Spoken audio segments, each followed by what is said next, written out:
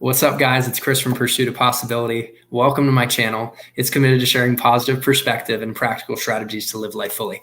This is my favorite section of the channel. It's called Inspiring Interviews. I got a couple guys today that started the MindPower Foundation to help student athletes here to join us. We've got Caesar and we've got Chandler. Guys, thanks so much for joining. Hey, thank you, bro. Thanks for having us, Chris. Appreciate it, man. Thank you. Absolutely.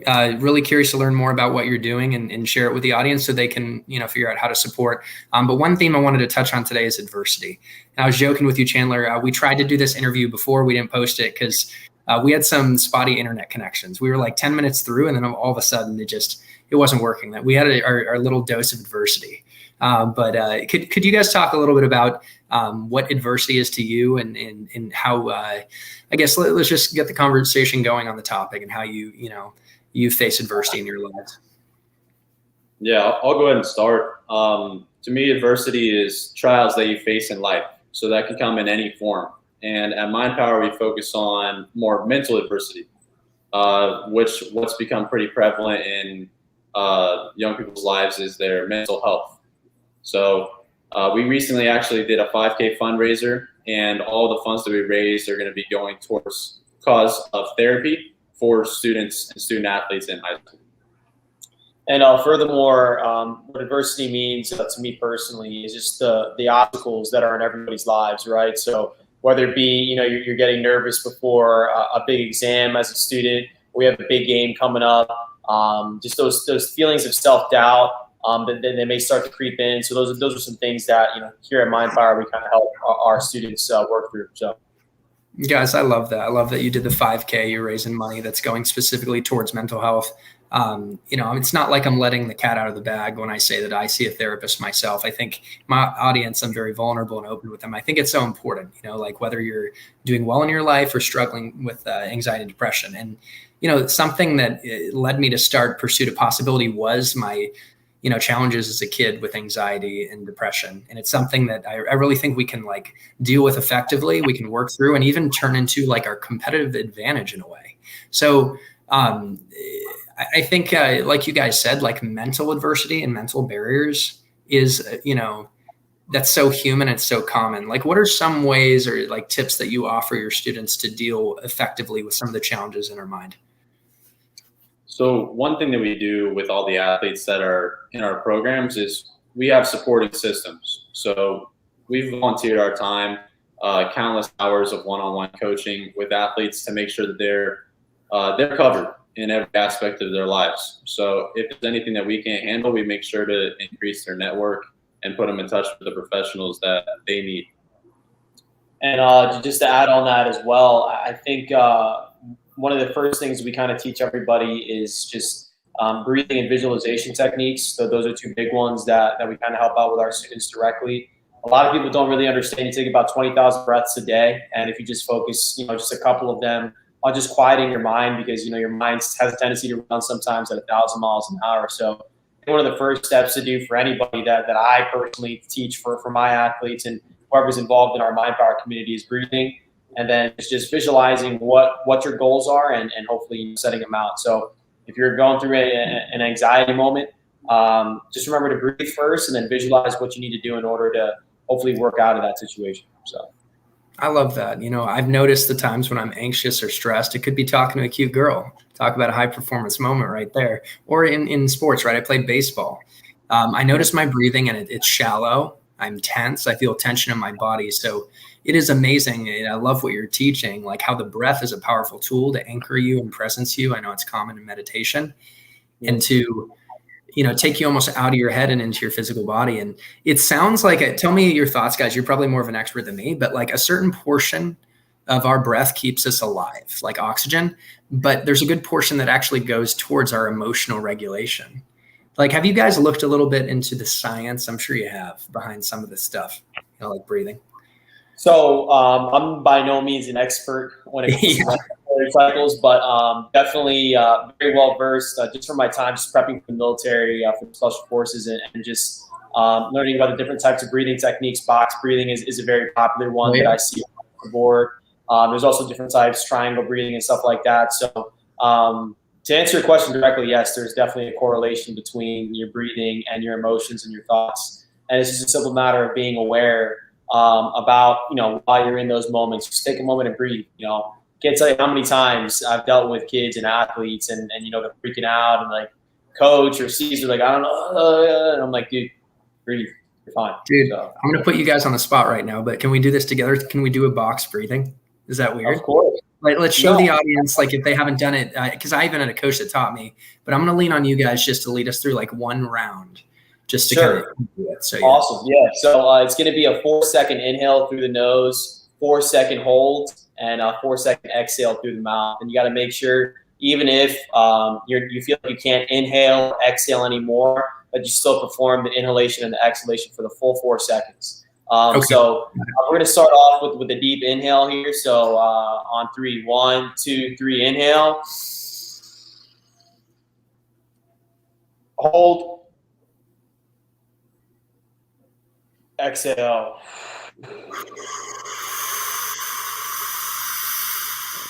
The whole thing out. Yep. Awesome. Wow. You know what? I noticed that's powerful. It takes a lot to hold it, to take it in for 4 seconds. But that exhale, that's a release right there. So, when I did go through a challenging time in my life in the pandemic, like we all did, and I struggled with some real anxiety. I'd moved to LA in a new stretch job in sales and had roommates when I didn't before, and that had its own challenges. I had a coach, and he did mention box breathing. And there were times I talked to him and I was panicked, and it really helped. So thanks for walking through that. And another thing I wanted to touch on is visualization. What a powerful tool. I think that's what's, amazing about human beings is we can visualize the future, and we can transmute really a thought into reality. It's very powerful. Have you read Think and Grow Rich? Have you heard of that one by Napoleon Hill? I have not. Have you? But it's something. No. Something to check out. And there's so many good books. But, guys, I just want to tell an anecdote and then get your thoughts with visualization. Like I was golfing. I remember someone told me like literally visualize the ball going down the middle, and like because I was hitting horrible shots and I didn't know why, and I literally I kind of let go, surrendered in a way. So I let go of tension and envisioned like hitting it down the middle, and it kind of worked. I mean, it did work. So can you talk about how like tactically and practically folks could apply a visualization technique, whether it's in sports or just in day-to-day life? It's funny. This guy right here, one of his favorite things to say is to visualize and then execute. And he always says it repetitively, even to the kids, the athletes that he coaches. And it's so simple, but it's so complicated too, because it's so simple that, you can visualize something first, and you need to visualize something before you can actually do it. And one of the things that I always tell people that I coach and that I mentor is beyond visualization is like creating a dream or a vision of your life, for example. And I really try to empower, especially young students and student athletes, that your dreams are yours. It's actually really a blessing to have a dream or a vision, like you starting this YouTube channel and whatever you have in your public speaking career and your future. It was nobody else can really share that with you. They only get to see it when it comes to fruition. Absolutely.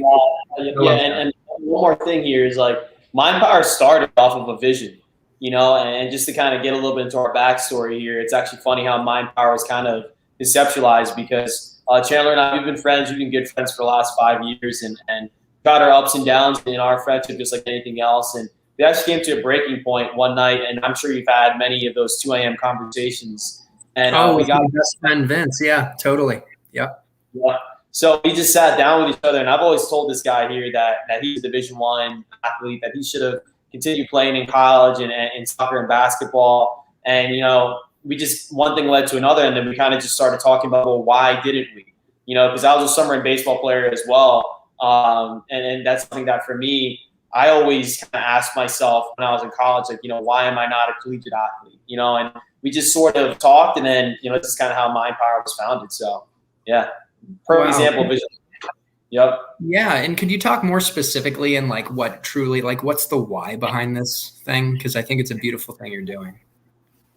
I think the why for me is really just to impact, and not just impact, but change as many lives as possible, and not just change them, in one conversation, which happens, but in really taking someone's life and putting a lot of effort into their development so they can really achieve whatever their dreams are.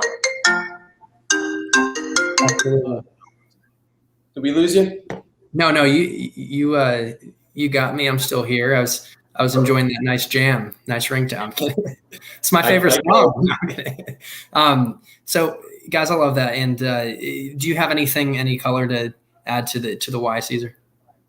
I mean, for me, I think the beauty in it is just having one late night conversation between two college seniors turn into impacting hundreds and quickly approaching thousands of student athletes here in the South Florida area, just by being genuine, authentic, and caring human beings. At the end of the day, you can sit here and talk about titles, and yeah, sure, you're like, I'm a head swim coach, Chandler's a high performance coach, and he's an internal business consultant and all that. And it's like, you can put the titles on us, but at the end of the day, we're just young men trying to make a genuine difference in the next generation, because we knew what we wish we would have had at that age. So that's why it's just so meaningful and so impactful to me to kind of see the difference in the messages and all that stuff, and the gratification and the gratitude that we get from the kids is more than enough, and a very strong reason why we do this. So, I think you guys found why you were put on this earth, right? And I feel that way with Pursuit of Possibility. And I think it's important to,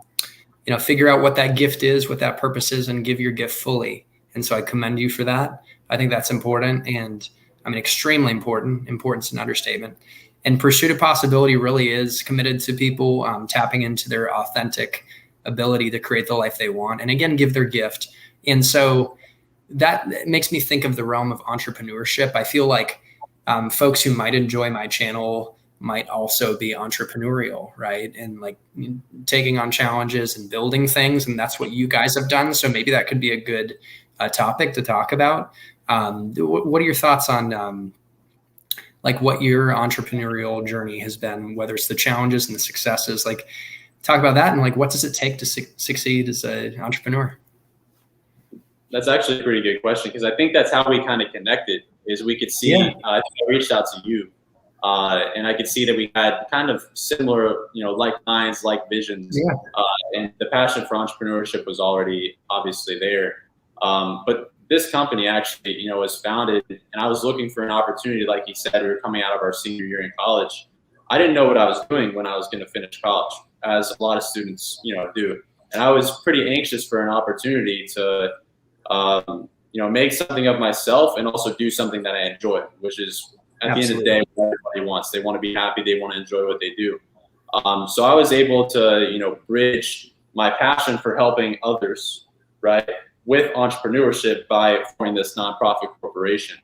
So that's what it means to me. And I always push everybody that I coach and everyone that I mentor to, pursue entrepreneurship, even on a small scale, because entrepreneurship is really you're bringing your most authentic self, like you mentioned before, really bringing that out and sharing it with everybody else is what entrepreneurship kind of is in a way. So. And just something else, to be an entrepreneur, obviously there's a lot of payless hours that's involved in grinding out, building your vision from scratch. And, once we had this conversation, Chandler and I could have very easily said, okay, hey, great talk, man. But, we didn't do that, so right after that conversation, we went to our school library, we clocked in 2, 3, 4, 5, 6 hours a day, almost every single day, which just a testament to what, because we didn't, like, obviously Chandler comes from a business background, but for me, I'm coming from a bio background, so obviously Chandler had a little bit more familiarity with the business side of things, but we both had to learn about how to incorporate a nonprofit, what a 501c3 is, what are tax codes and bylaws and articles of incorporation, and essentially kind of self-teach ourselves. And I think that's another big aspect of the entrepreneurial spirit.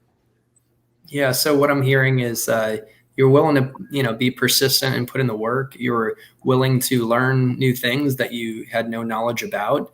And it sounds like passion was the driving force. When I talk to other entrepreneurs on my channel, I've had my friend Nicole from Lashes and Lemons. Guys, check out that interview too. She's got like almost 30,000 followers on Insta, and she does lifestyle related, products and blogs. And then I had this guy, Rich Robinson, that started 8 companies, and he traveled the world and has done stand-up comedy. And so obviously very entrepreneurial.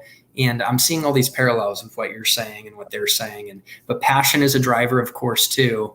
And being a risk taker, and this entrepreneur, by the way, he talked about stoicism, and how it really helped him, being comfortable with discomfort and seeking it out. Have you found that that's been the case with you guys? In my life, it has. I'm always looking for ways to put myself out into more uncomfortable situations, because that's how you grow.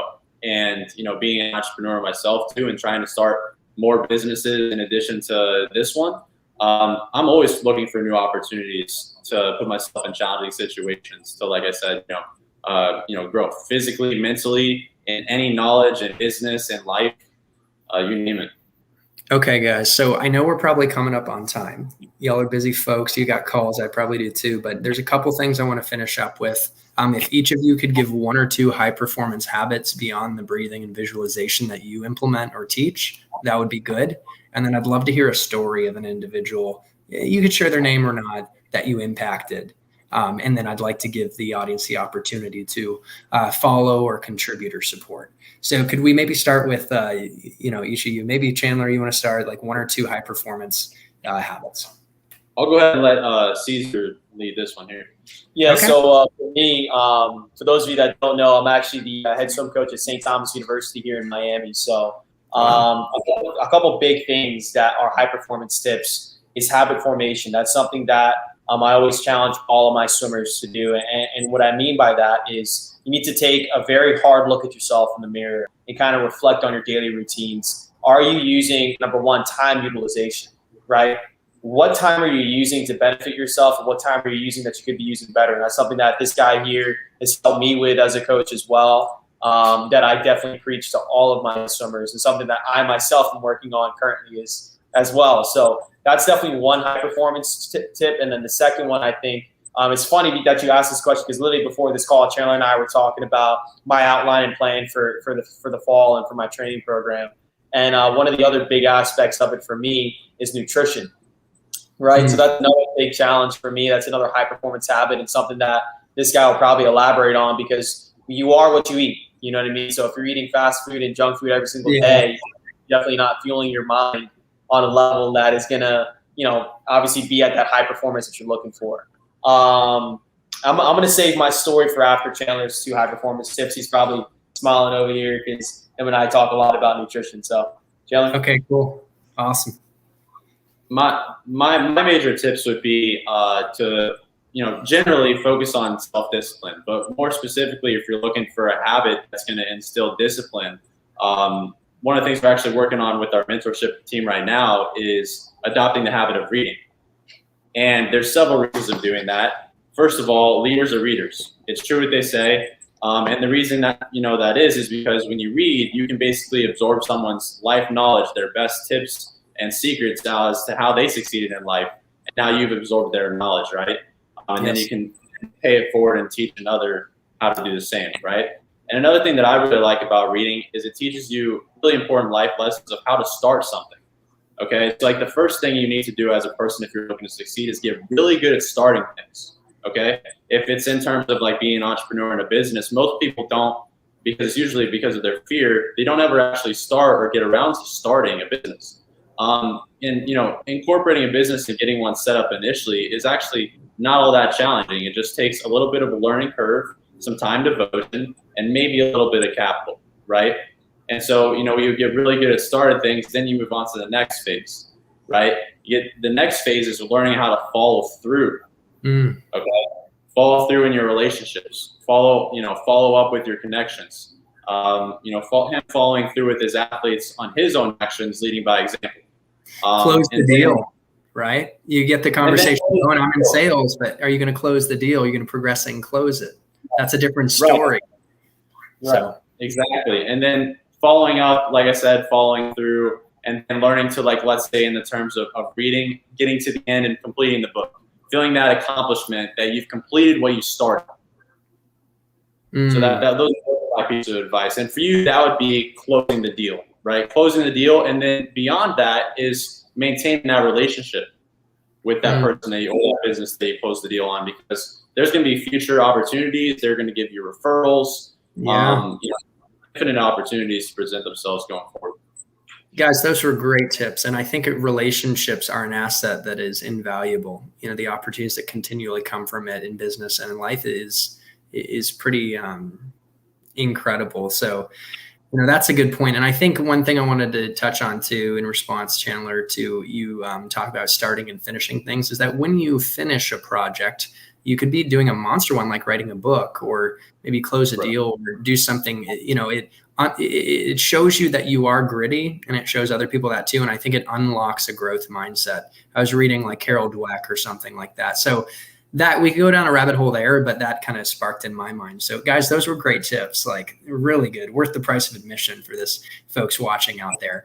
So could you tell me some stories now to, finish up, and then let's give the audience a chance to, follow and contribute. So go ahead and share one of your stories. Yeah. So there's, again, it's actually funny you bring this up because this is around the time of high school graduation, right? So for me, I started coaching about 6 years ago now. I'm kind of giving away my age here. It's about 18 years old when I started coaching. And I started coaching at this little small summer rec league team in a little town called Hialeah, Florida. And I had this young man, he was 12 years old at the time. And when I started training him, I was actually in the middle of my SEAL training when I was training for the SEALs. So he actually got the full force of my coaching philosophies that I've indoctrinated directly from Special Forces training. And this young man completely adapted and adopted my philosophies, and now is honestly exemplifying them better than I ever have.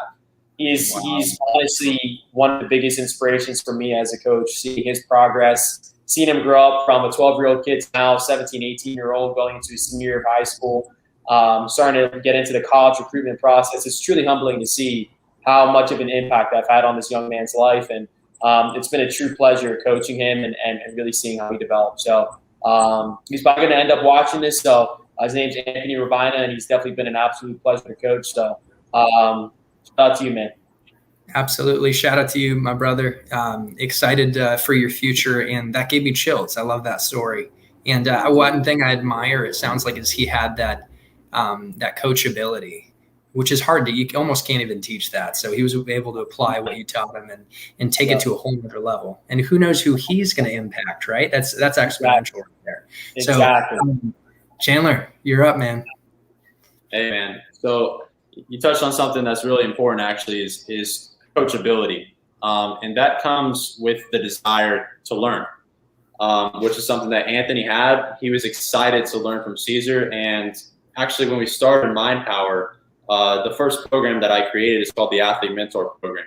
And so what I did, and he's done with the athletes that he coaches as a mentor, I reached out to 30, 40 athletes and started to get on phone calls, one-on-one coaching calls, trying to offer my advice and guidance to them as a former college athlete myself, to see what I could do in any way as a performance coach to help them get to the next level. Yeah. And within all those calls, most people I only talked to once or twice, and then the relationships kind of fell off, right? And then there's one guy, his name's Jackson. He's from Indiana as well, just like me. He stuck with me, and he was really excited and anxious for an opportunity for someone to help him grow and really kind of share the vision that he had for himself, right? And, he's someone who has a good support system anyways, but it's just different when you have somebody that is, more similar in age to you, that can be a mentoring guide and just really support you in any way. So I started mentoring him as he was transitioning schools. So transitional mentorship became one of our main mentorship pillars. And I helped ease the transition from school to school for him as he was going into his senior year playing basketball. And since then, he's found his way to play college basketball at a school in Indiana. And he's also been able to start at age 19 his own business. And I would definitely agree with Caesar saying, he's far surpassed my expectations, and he's getting to the point where now he's competitive and surpassing me in some ways. And that's the great thing about, mentorship and what we do is we want that to happen. We want to impact lives that succeed beyond us, especially when they have a time advantage. They should. So that's my story. I love that. You helped him through a transition, and transitions are hard for kids, for adults, for anyone, right? And now to think that he took it to the next level athletically and started a business at a young age, that again, that idea of compounding interest, it's exponential. The younger you start, I mean, who knows where he's going to go? Even if, part of, I think, business is failing forward. So can you get the failures out of the way? Like whatever the case, starting sooner than later is amazing. So that's a huge impact you had. And guys, I acknowledge you both for being a big contribution to people. This is what we want to promote here at Pursuit of Possibility, folks like you making a difference. So where can we find you guys? Are you raising money right now? Are there any ways that we can contribute, basically? What are the best means? So you can follow us on Instagram at the MindPower Foundation, our Instagram page, as well as Facebook, MindPower Foundation. And then you can go to our website, which our website is mindpowerfound.org. And you can find all the information we have on all of our programs and our foundation.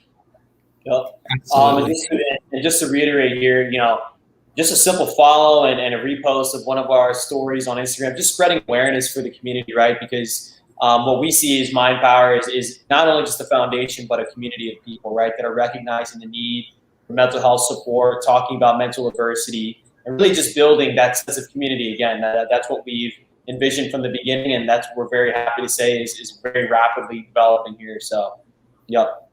I love that.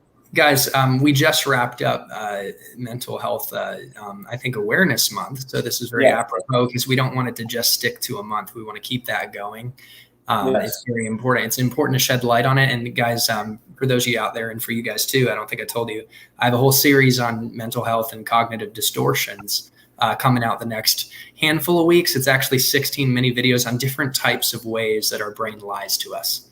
Black and white thinking, jumping to conclusions, this and that. I'm sure you guys deal with it. So there's a great synergy, I think, between what we're doing. I don't think this is the last time we'll have a conversation or do some type of collaboration. Maybe even one day we have a film crew with us, like in real life with some students, right? Let's dream big.